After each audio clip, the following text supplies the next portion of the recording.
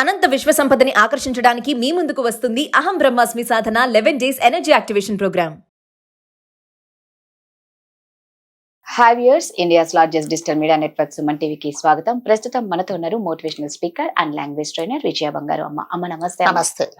దేవుడు అన్ని చోట్ల ఉండరు కాబట్టి అమ్మను అందరికీ ఇచ్చినారు.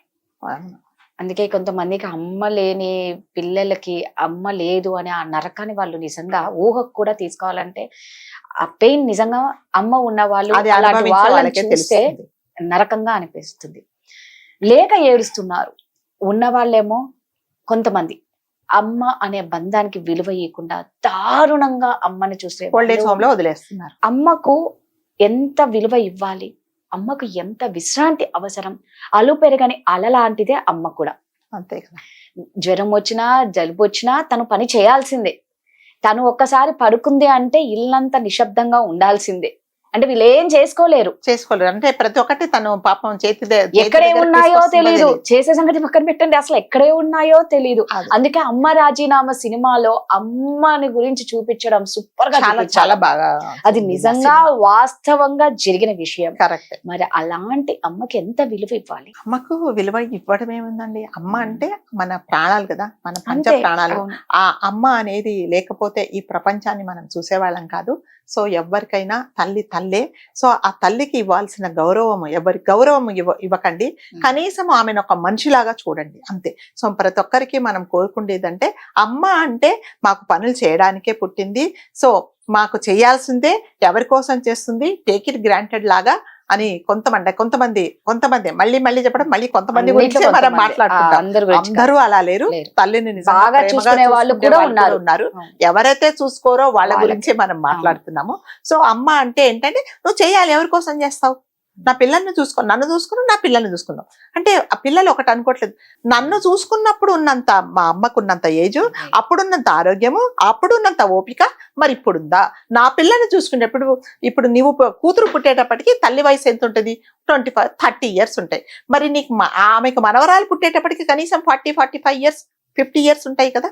మరి అలాంటప్పుడు ఆమెకు అదే ఓపిక ఉంటుందా? ఉండదు. ఆమెకు ఆరోగ్యంలో ఆరోగ్య పరంగా కూడా సమస్యలు రావచ్చు, ఓపిక ఉండకపోవచ్చు.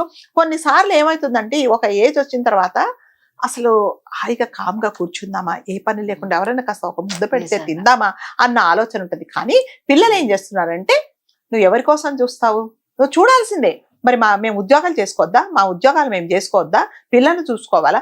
ఒకటేంటంటే నీ పిల్లలను నువ్వు చూసుకుంటావు అన్నప్పుడు మాత్రమే మీ పిల్లల గురించి ప్లాన్ చేసుకోవాలి. నేనైతే అదే చెప్తా. లేదమ్మా, మీ పిల్లలను మీరు చూసుకోగలము. అమ్మ ఒక పార్ట్ టైమే లాగే చేస్తుంది. మీరు లేనప్పుడు ఒక హాఫ్ అన్ అవరో 1 అవరో లేకపోతే అరపూట చూసేదే కానీ మీరు 24 అవర్స్ లో 12 అవర్స్ బయటికి వెళ్తే 12 గంటలు తను చూసుకుంటే ఓపిక లేదు. ఇది నా బాధ్యత, నా పిల్లల్ని నేను చూసుకోవాలనేది తప్పకుండా ప్రతి పిల్లలు తెలుసుకోవాల్సిందేనండి. అంతసేపు వచ్చి తల్లే చేయాలి ఎక్కడి నుంచో ఉంటుంది ఓపిక. రాత్రి పొద్దున్న లేచినప్పటి నుంచి రాత్రి వరకు అదే పని కదా. తనకు ఓపిక, తనకు కూడా ఓపిక ఉండాలి కదండి. ఓపిక లేక ఎప్పుడైనా ఆమె గురించి ఆలోచించారా? ఒక్క రోజైనా కనీసం తనను కూర్చోబెట్టి అమ్మా నీకు ఏంటి సమస్య, నువ్వు మరి నీకు ఆరోగ్యం బాగుందా, నువ్వు చేయగలుగుతున్నావా అని ఎవ్వరు అడగట్లేదండి. అంటే ఇంత చేసినా కూడా తల్లి ఏ రోజు బయటపడదండి. నా పిల్లల కోసమే చేస్తున్నా. ఎవరన్నా అడిగితే ఏంటమ్మా ఎవరి కోసం చేస్తున్నాడు? నా పిల్లల కోసమేనండి. పిల్లలు పాపం పొద్దునంతా బయటికి వెళ్తారండి, పిల్లలు తినలేదండి అని అంటారు. కానీ అయ్యో నా పిల్లల కోసం చేస్తున్నానండి ఎవ్వరు కూడా, ఏ తల్లి కూడా వేరే వాళ్ళతో షేర్ చేసుకోదు. ఎందుకంటే ఎంత బాధ ఉన్నా తనే అనుభవిస్తుంది తప్ప వేరే వాళ్ళకి చెప్పదు. తన పిల్లలు అంటే తను అనుకుంటుంది అబ్బా నాకు రెస్ట్ దొరికితే బాగుండు ఇవాళ అనుకుంటుంది. కానీ అయ్యో నా పిల్లలు ఈ రోజు కూడా వెళ్ళిపోయారు, నేను చేయలేకపోతున్నానంటే ఇరుగమ్మకు పొరుగమ్మకు 99% చెప్పదు. ఏ తల్లి చెప్పదు. ఓకే, తల్లి తన ప్రాణాలు అడ్డుపెట్టి పిల్లలను ఈ భూమి మీదకి తెస్తుంది. అలాంటిది పిల్లలు ఎలా ఉండాలి? తల్లితో కూడా అంటే తల్లి ఏమి కోరుకోదు రాదుగారు. నేను మళ్ళీ చెప్తాను, తల్లి ఆ వయసులో 60 ఏళ్ళు వచ్చిన తర్వాత నాకు బంగారం గాజులు కొనియమను, నాకు గొలుసు కొనియమను, లేకపోతే నాకు పట్టుచీర కొనియమని జనరల్ గా ఏ తల్లి ఏం కోరుకుంటుంది అంటే పిల్లల దగ్గర నుంచి కాసేపు పక్కన కూర్చొని అమ్మతో స్పెండ్ చేయడం ఒక్కటే కోరుకుంటుంది. నువ్వు ఇంకా నేను మళ్ళీ చెప్తాను, నువ్వు మందులు కూడా తీసుకొచ్చి ఇయ్యకు, నువ్వు మందులు కూడా తీయచ్చు.